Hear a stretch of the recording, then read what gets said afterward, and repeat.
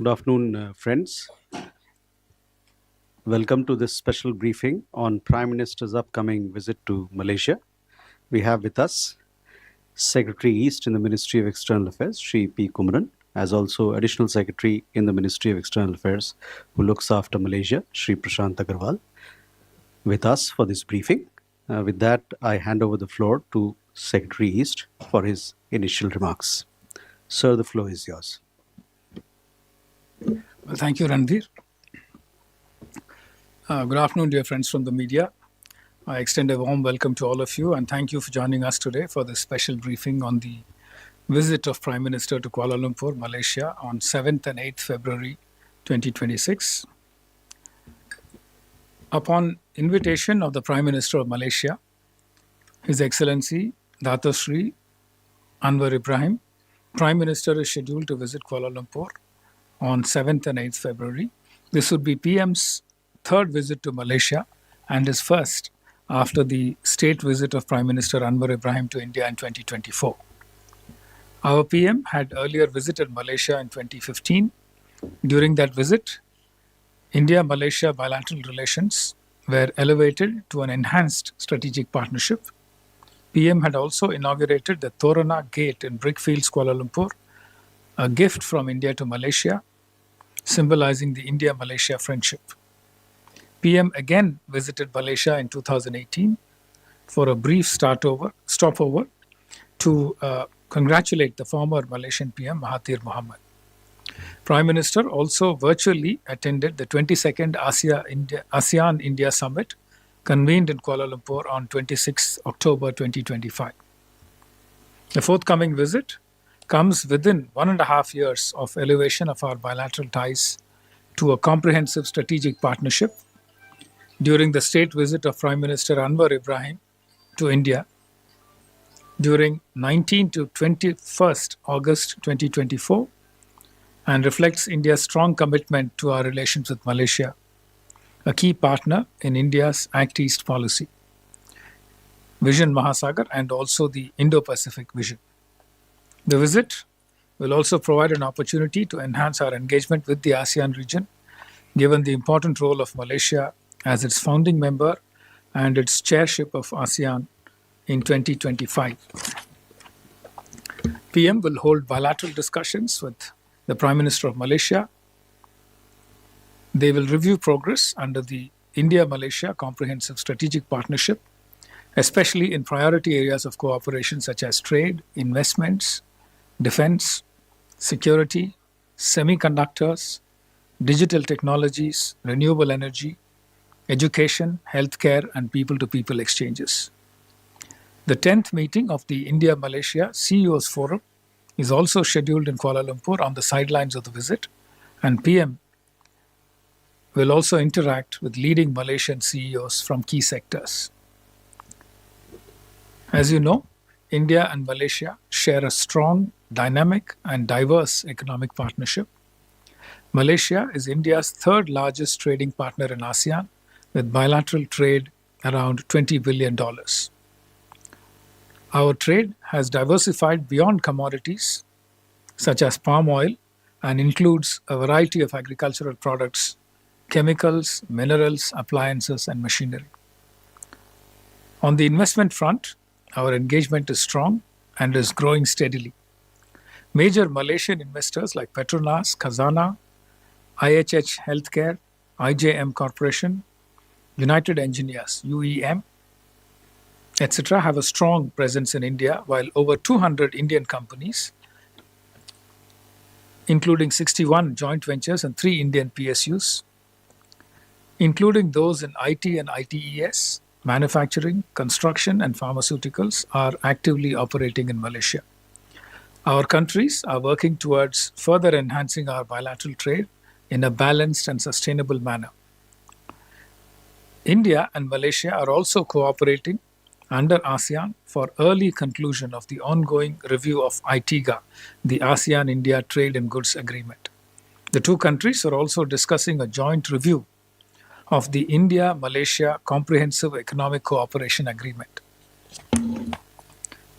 PM will also interact with members of the Indian community. He will address the Indian community in Malaysia numbering around 2.9 billion, which represents the second largest PIO community and the third largest Indian diaspora.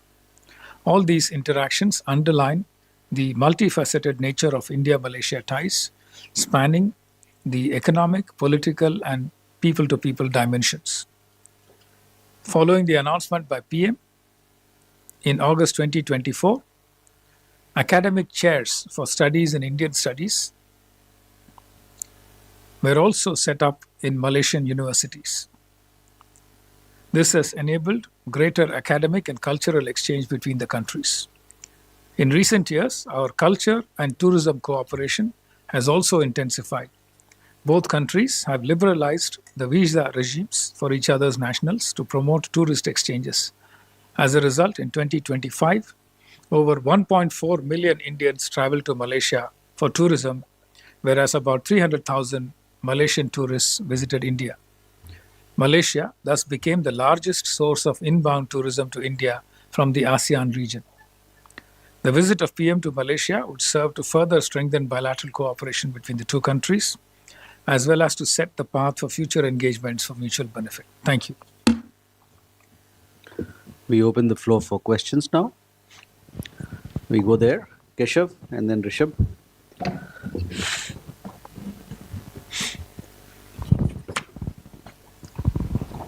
So, thank you. Keshav Padmanabhan from The Print.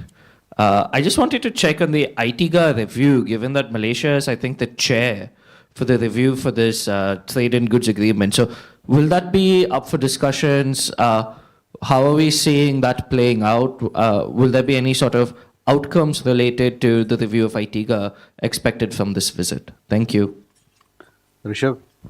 So good afternoon, Rishabh from Times Now. So two things. One, DPI is something that India and ASEAN have been discussing for quite some time now. Will there be any announcement on DPI? And second, the Big Cat Alliance, which Malaysia has joined, but formally is Malaysia going to join the Big Cat Alliance and will they be there at the Big Cat Alliance summit that we are going to host in India? Reza. Raza from Hindustan Times. Just two quick questions. Have we finished the interlinking of UPI with the Malaysian counterpart? And is there been any other developments on defense cooperation, especially the plans to help Malaysia upgrade its Su-30 fleet, especially since HAL has set up an office in Kuala Lumpur? Mm-hmm. Pranay. So Pranay Upadhyay from Aaj Tak in India Today. You mentioned that India and Malaysia are looking at the expansion of the Comprehensive Economic Partnership Agreement. What are the areas which we are looking at, and what is the process we are going to follow? And a quick follow-up, can you share the latest update on the Zakir Naik extradition case? Where do we stand right now? Mm-hmm. So we can take these questions and come back for more. All right, thank you. The ITGA review process is on. We've agreed on the terms of reference, and the colleagues from the Ministry of Commerce have been engaged with the ASEAN group, exploring various options to try and create a better balance in the trade between India and ASEAN. There are technical elements being discussed in terms of offering more lines under a liberalized regime between India and the ASEAN. I think there is a broad sense that the average tariff in the ASEAN has to improve compared to the existing level. Plus also they want to try and stipulate a minimum percentage of tariffs for each country to open up, as a result of which we can achieve better balance overall between India and India and ASEAN. So that discussion is still on. I don't think there is anything ready as an outcome for this visit as far as ITGA is concerned. Let me try and take the SICA review question also together with this. This is still early days for the SICA review process. Normally what we do is to agree on a broad framework, terms of reference, and then proceed to talk about specific elements that need to be liberalized and opened up. we've not reached there yet.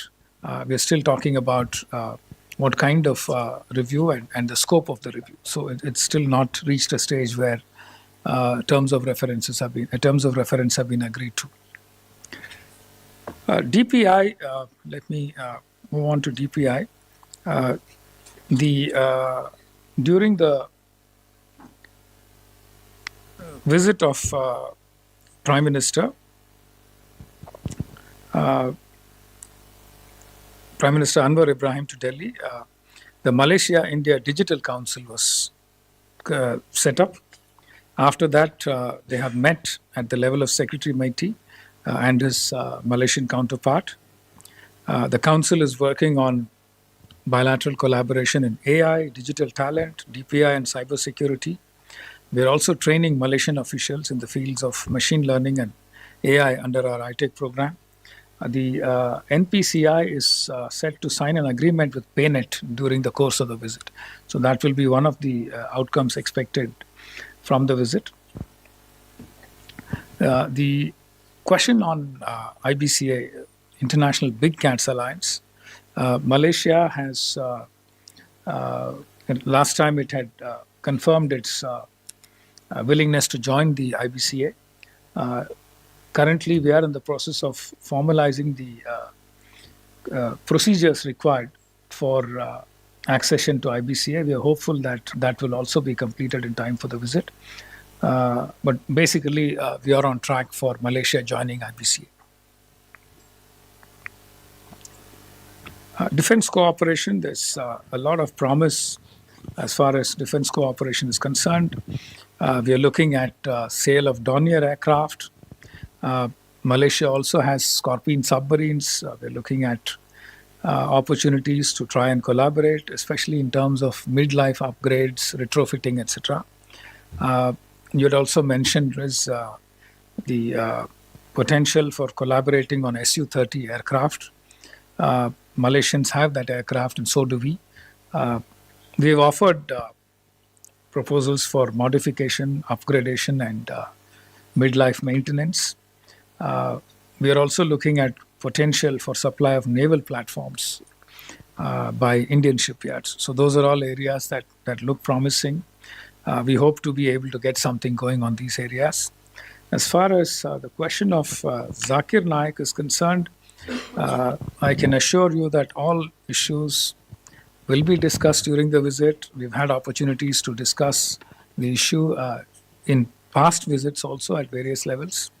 And we will probably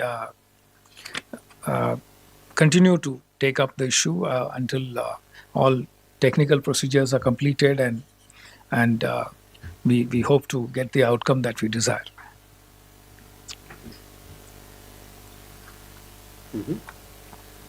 More questions? I miss anything? Seema? Sorry. Seema Guha from Outlook magazine. I wanted to ask about the timing of the visit. What was so urgent? Because generally Prime Ministers don't visit while Parliament is on. Just wanted to ask about the timing. Nirmala? Nirmala with the Straits Times. Just wanted to ask if there are any other agreements or MOUs that will be signed during the visit. Krishna Mohan? Sir मेरा सवाल Krishna Mohan Sharma Bharat express से मेरा सवाल है कि जो edible oil को लेके हमारे और मलेशिया के बीच में काफ़ी समय से एक टसल चल रहा था, क्योंकि वो शायद हमें देने में ये नहीं थे और हमने भी कुछ रोक दिया था एडेबल सीरियल्स जो है। एक वो इशू है। दूसरा कि हमारे एडिबल ऑयल, पाम ऑयल, और दूसरा इशू ये है सर कि मलेशिया टाइम टू टाइम हमारे इंटरनल जो सिक्योरिटी के इश्यूज हैं, चाहे वो कश्मीर की बात हो या CAA की बात हो, उसको उठाता रहा है। तो आपको क्या लगता है कि इस पर कुछ रास्ता निकलने की संभावना है इस बीच में? Manas for PTI. You briefly mentioned, I think, semiconductor, possible cooperation in the area of semiconductor. So are we going to discuss any specific projects in the area? Thank you. Neeraj? Sir नमस्कार, मैं नीरज दुबे प्रभा साक्षी से। Sir पिछले साल प्रधानमंत्री जी ने जब virtually संबोधित किया था तो उन्होंने कई सारे मुद्दों को उठाया था आतंकवाद के खिलाफ लड़ने के लिए, और एक बड़ी बात कही थी कि 2026 से 2030 की जो कार्य योजना है उस पर पूरा सहयोग दिया जाएगा। तो क्या उस योजना कार्य योजना पर भी इस वार्ता के दौरान होनी है कुछ चर्चा? So one The last one.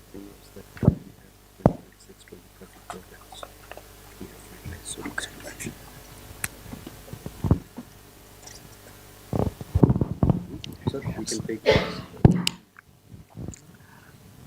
Okay, let me start with the question on timing. You would recall that the Prime Minister, because of other engagements, could not travel to Malaysia for the ASEAN-India summit. He participated in the summit virtually and had promised Prime Minister Anwar Ibrahim that he would make it up to him soon, sometime early in the course of 2026. So that's basically the context. He's just delivering on that promise that he will visit Malaysia soon. There are a number of MOUs that we are looking at. Some of them are still, in the works. Some kind of last-minute processes going on for completing the legal requirements for signing the MOUs. We're looking at MOUs. As of now, this is still a list that is not fully baked. So let me just try and list it out, on the understanding that this is subject to confirmation as we get closer to the visit. We are looking at MOUs in the field of disaster management, audiovisual co-production, standards on training, certification, and watchkeeping for seafarers, and MOU on UN peacekeeping cooperation that is to be renewed. We're looking at an MOU or probably an exchange of notes conveying intention to cooperate in the semiconductor industry. MOUs for anti-corruption cooperation. MOU between audit institutions on both sides, the National Security Council secretariats, cooperation in healthcare and technical and vocational training. So those are the areas that we are looking at. Semiconductors, as you know, Malaysia has a very strong semiconductor ecosystem. Something like 30% of their exports relate to semiconductor and allied products. So they have a really strong performance over many years in the area of semiconductors. They have almost 30-40 years experience in those areas. So we are in the process of establishing a multi-layered collaboration arrangement through a G2G MOU, semiconductor industry-led collaborations, and also R&D, both in terms of setting up fabrication centers, also assembly testing centers, etc. Our companies are also interested in collaborating with Malaysia on that. Once the comprehensive strategic partnership was agreed on, a joint task force was set up to try and flesh out the various elements listed under the comprehensive strategic partnership declaration, and various joint working groups under the overall bilateral umbrella are working to try and identify areas for collaboration. These will be developed further to identify specific projects to take forward our cooperation in these areas. Some of the areas are very, very interesting. We are looking at DPI, we've already spoken. We are also looking at infrastructure projects such as railways. We are looking at renewable energy cooperation. DPI was an area, food security and agro-commodity trade. Defense was something that we just spoke about.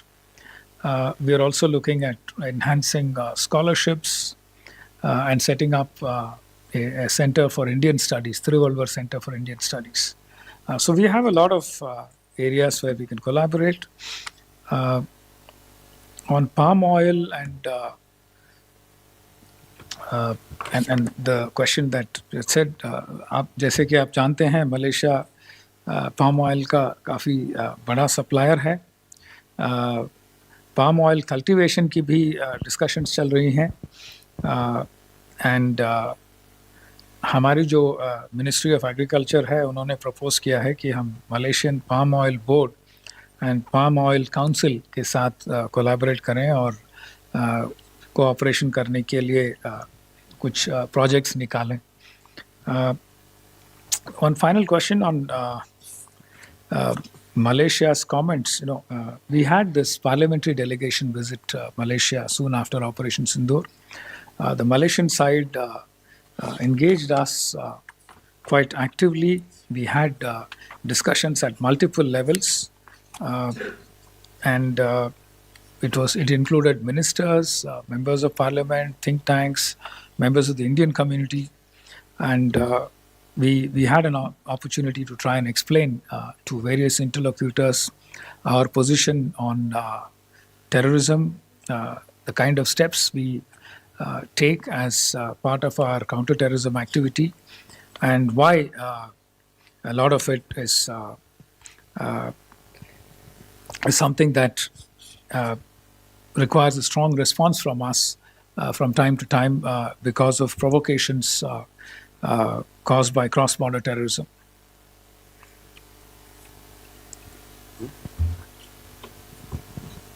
One last question.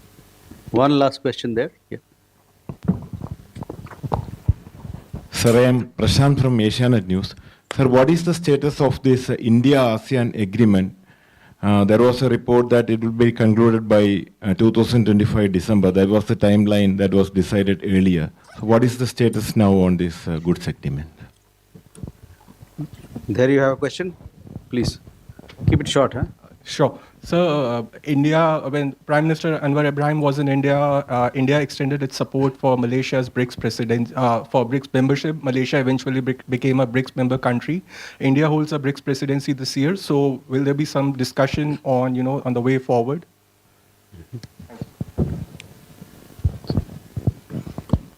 So, okay. One was BRICS. Was the first one was India, ASEAN. IT guy again. Okay, like you asked, yes, there was an original time frame set that we will try and complete the ITGA review by the end of 2025. Unfortunately, we were not able to try and address all the issues that we needed to during discussions with all our ASEAN partners. My understanding is that it will take a few more months for us to clinch that.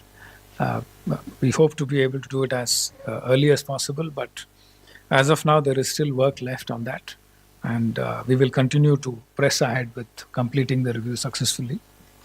On BRICS, Malaysia is currently a BRICS partner country. And as of now, the understanding I have is that there is no immediate initiative to expand the BRICS membership. We've just had a round of expansion. The membership is currently 11 countries. From what I've gathered, the general feeling in BRICS is that it is a time to consolidate after a round of expansion and to make sure that the new members are fully integrated into the various BRICS structures. I think only then we will be talking about a further round of expansion. So I don't see any next round of expansion happening anytime soon. Mm-hmm. Thank you, sir. With that, ladies and gentlemen, thank you for your presence. We come to the close of this press briefing. Thank you.